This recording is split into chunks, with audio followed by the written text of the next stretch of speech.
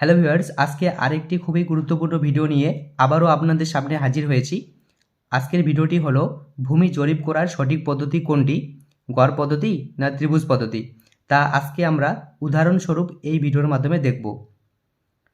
আর বন্ধুরা, ভিডিওটি না টেনে প্রথম থেকে শেষ পর্যন্ত দেখে যাবেন, তাহলে আপনাদের বুঝতে সুবিধা হবে যে ভূমি পরিমাপের সঠিক পদ্ধতি কোনটি।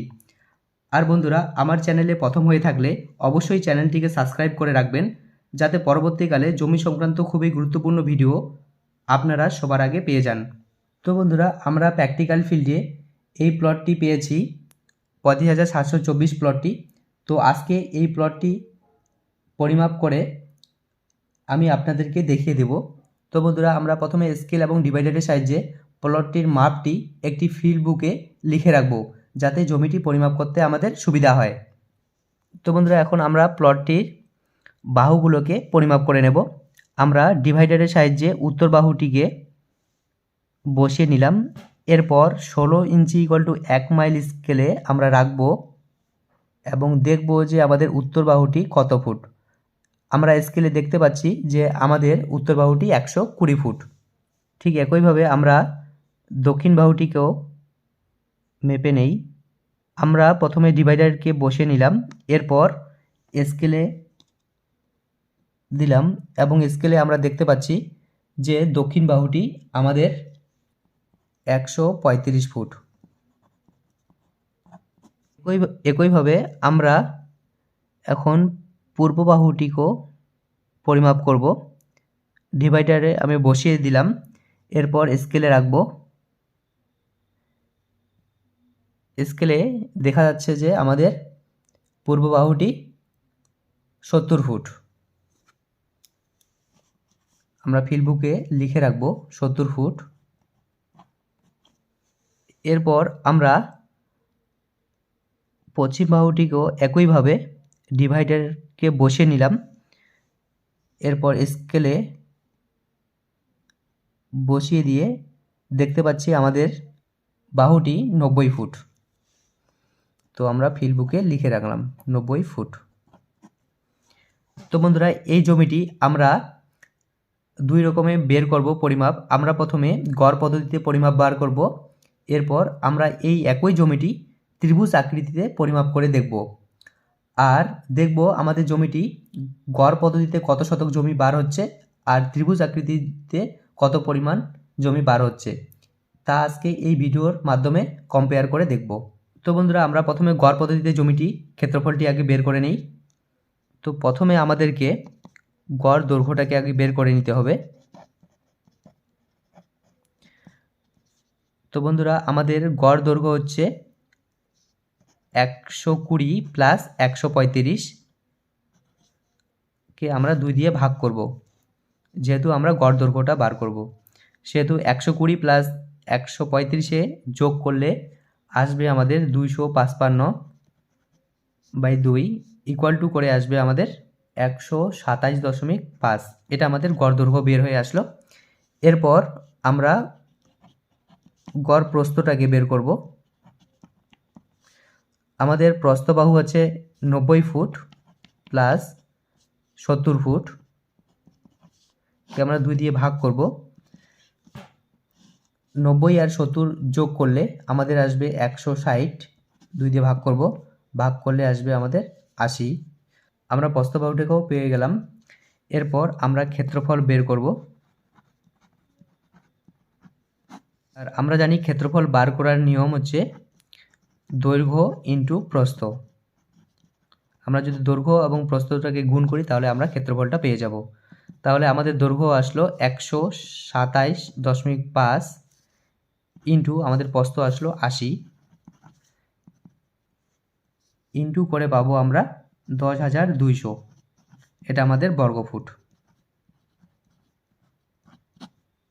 আমরা যেহেতু ক্ষেত্রফলটা পেয়ে গেলাম, এরপর আমরা 435.6 দিয়ে ক্ষেত্রফলটিকে ভাগ করব 10,200, কারণ আমরা জানি 435.6 বর্গফুট আমাদের হচ্ছে 1 শতক। এই জন্য আমরা 435.6 দিয়ে ক্ষেত্রফলকে ভাগ করব। ভাগ করে আসবে আমাদের 23.41। শতক। তাহলে আমাদের এই সম্পূর্ণ জমিতে 23.41 শতক জমি আমরা গড় পদ্ধতিতে বের করলাম। এরপর অন্যদিকে আমরা এরপর ত্রিভুজ আকৃতিতে জমিটিকে এখন পরিমাপ করব এবং দেখব যে আমাদের কত শতক জমি বার হচ্ছে। তো বন্ধুরা, আমরা ম্যাপটিতে স্কেল এবং ডিভাইডারের সামনে আমরা এই কোণ থেকে এই কোণ পর্যন্ত ফিতে দিয়ে মেপে পেয়েছি 130 ফুট, আর উপরে বাহুগুলো আগের মতোই 120 ফুট, দক্ষিণ বাহুটি 135 ফুট, পূর্ব বাহুটি 70 ফুট, আর হচ্ছে পশ্চিম বাহুটি হচ্ছে 90 ফুট। তো বন্ধুরা, এখন আমরা এই ত্রিভুজকে 1 নম্বর ত্রিভুজ ধরে নেই, আর এটা আমাদের 2 নম্বর ত্রিভুজ ধরে নেই। এরপর আমরা এই ত্রিভুজ দুটিরই ক্ষেত্রফলকে আগে বের করে নেব। তো বন্ধুরা, আমরা দেখতে পাচ্ছি যে আমাদের ত্রিভুজ দুটির প্রত্যেকটা বাহুই অসমান, তাই এই দুইটা ত্রিভুজ আমাদের বিষমবাহু ত্রিভুজের মধ্যে পড়ে। আর এখন আমরা বিষমবাহু ত্রিভুজের ক্ষেত্রফলটা বার করব। তো প্রথমে আমরা 1 নম্বর ত্রিভুজের ক্ষেত্রফলটি বার করি। আর আমরা সবাই জানি বিষমবাহু ত্রিভুজের ক্ষেত্রফল বার করতে হলে আমাদেরকে এই নিয়মটা মনে রাখতে হবে, root over s minus a, s minus b, s minus c. তো বন্ধুরা, এস বলতে এখানে বোঝাচ্ছে আমাদের অর্ধ পরিসীমা। অর্ধ পরিসীমা আমরা কি করে বার করব? আমাদের ত্রিভুজের আগে প্রথমে পরিসীমাটাকে বের করে নিতে হবে।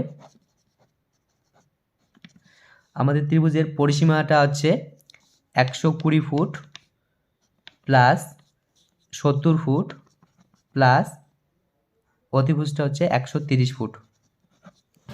এরপর আমরা সবগুলোকে যদি যোগ করি তাহলে আমাদের পরিসীমাটা বার হয়ে আসবে। আর পরিসীমাটাকে থেকে এখন আমরা অর্ধ পরিসীমা বের করব। আর অর্ধ পরিসীমা বের করতে গেলে আমাকে পরিসীমাকে 320কে আমরা যদি 2 দিয়ে ভাগ করি তাহলে আমাদের অর্ধ পরিসীমা বার হয়ে আসবে। ভাগ করলে আসবে 160। তাহলে আমাদের অর্ধ পরিসীমাটা বের হয়ে আসলো। এরপর আমরা এসের মানটা পেয়ে গেলাম। এরপর আমরা রুট ওভারটা রেখে দেব। এসের মান এখন আমরা বসাবো 160, ব্র্যাকেট রেখে দেব। এসের মান হচ্ছে 160 মাইনাস এ বলতে আমরা এখন বাহুগুলোর নাম দেব। এটা এ বাহু, এটা বি বাহু, এটা হচ্ছে সি বাহু। এ বাহু বলতে 120 ফুট, বি বাহু হচ্ছে 160 মাইনাস 70 ফুট, এসের মান হচ্ছে 160 মাইনাস সি বাহু হচ্ছে 130 ফুট। এরপর আমরা রুট ওভারটা রেখে দেব। 160 এখন ব্র্যাকেট উঠে গিয়ে এখন ইনটু হয়ে যাবে।